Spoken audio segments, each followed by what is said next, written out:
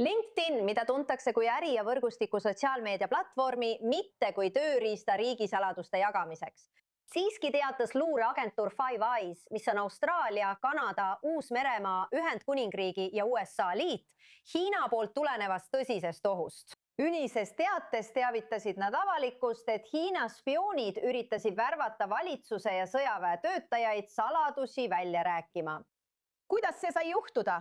Meil on ees tõsised küsimused. Ja meiega on otse-eetris liitunud endine CIA salajaste operatsioonide ohvitser Michael Baker. Tere ja aitäh, et olete siin, Michael. Muidugi, aitäh. Kõigepealt, see on väga hirmutav mõte. Väga paljud inimesed kasutavad LinkedIni. Kui kaua arvatakse, et need spioonid üritasid hankida luureinfot ja saladusi? Tõenäoliselt ausalt öeldes alates sellest ajast, kui LinkedIn on tegutsenud. Vau. Nii et see pole midagi uut.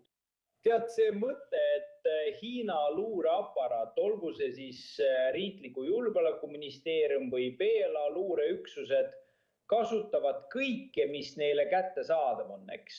Ja nad on tõestanud end tõenäoliselt kõige agressiivsemate toimepanijatena, kuidas iganes me seda nimetada tahame, spionaaž, majandusspionaaž, küberpahandused.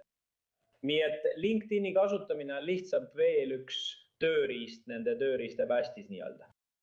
Kuidas nad seda siis kasutasid? Jällegi, kui keegi küsiks minult LinkedInis isiklikku küsimust minu töö kohta, oleksin ma kahtlustav. Ja mina ei ole sugugi keegi, kes puutuks oma töös kokku riigisaladustega. See on väga hea küsimus, aga tegelikkuses on kõik metoodikas vabadus.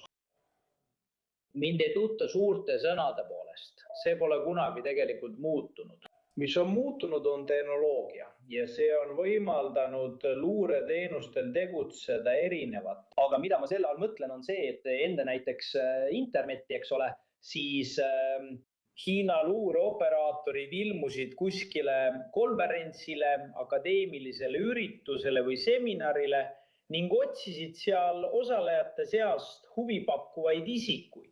Ja kes need on? Need on inimesed, kellel on ligipääs sõjalisele teabele, valitsuse teabele, luureandmetele, äriteabele, eks ole. Kõik huvitab Hiina luureaparaati ning neil on ressursid ja motivatsioon, et põhimõtteliselt kõik endale kokku koguda. Parasti ilmusid sa sellistele üritustele, suhtlesid inimestega, võib-olla vahetasid kirju ja proovisid neid kutsuda aitama mõne uurimistöö või projektiga, millega sa tegelesid. Ja see kõik tundus väga süütu. Nad ei küsinud kohe alguses salastatud teavet. Nüüd aga LinkedIni ja mitmesuguste teiste rakenduste abil avardub tegevusväli märgatavalt. Ja teil on rohkem võimalusi võtta ühendust inimestega, kellel nende arvates on oma ametipositsiooni tõttu ligipääs väärtuslikule teabele. Ja väga aeglaselt ja vaikselt hakata proovima suhet arendada. Nad loodavad, et see viib lõpuks selleni, et see inimene värvatakse ja hakkab andma salastatud teavet. Aga samas, kes üldse peab LinkedInis pikki vestlusi? Isegi kui hakkad suhet looma, siis inimestel on ju kiire elu ja nad on tööl hõivatud. Kuidas see üldse jätkub? Jah, sa lähed samm-sammut edasi. Sageli algab see väga süütult.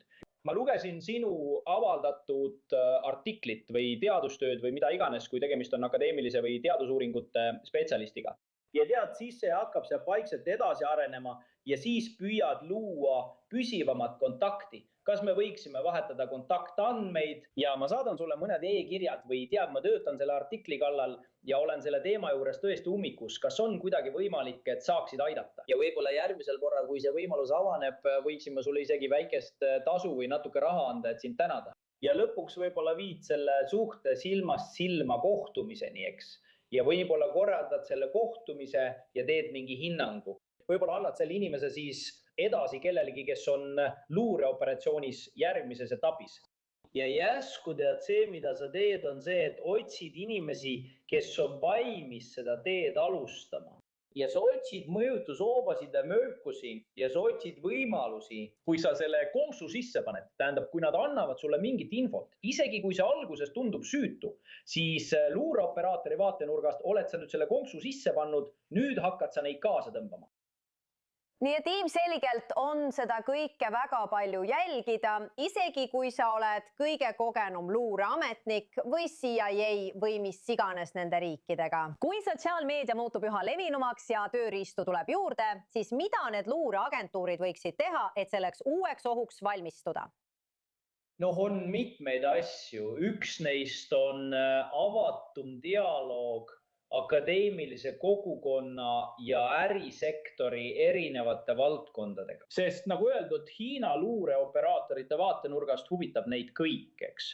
Kui sul on ettevõte, võid mõelda, et neid ei huvita kunagi mina. Ma lihtsalt toodan mingeid vidinaid. Aga võib-olla on selle vidina teatud osal komponent, mis on nende vaatenurgast oluline millegi jaoks, millega nad tegelevad. Seega ei saa sa kunagi öelda, et nad ei tunne sinu ettevõtte vastu huvi, eks. Sest sa ei tea, mida nad endale hankida tahavad. Seega pead sa pidama dialoogi, sa pead selgitama, mis toimub. Ja osaliselt sellepärast nad avaldavadki sellise hinnangu, kus räägitakse LinkedInist. Nad peavad inimesi teavitama ja harima, kuidas olla veidi skeptilisem, kui nendega ühendust võetakse. See juhtub pidevalt. Olenemata sellest, kas sa oled põllumajanduses ja räägid geneetilise muundamise teemadel või millestki muust, või räägid kaheotstarbelistest komponentidest, mis võivad lõpuks sattuda drooni sisse, see on lihtsalt tohutu tegevusväli. Seega teine asi, mida pead tegema, on see, et pead olema vastu luure maailmas väga agressiivne. Ja hiljuti siin Ameerika Ühendriikides on olnud mitmeid juhtumeid, kus oleme tuvastanud ja süüdistanud isikuid koostöös Hiina luurega.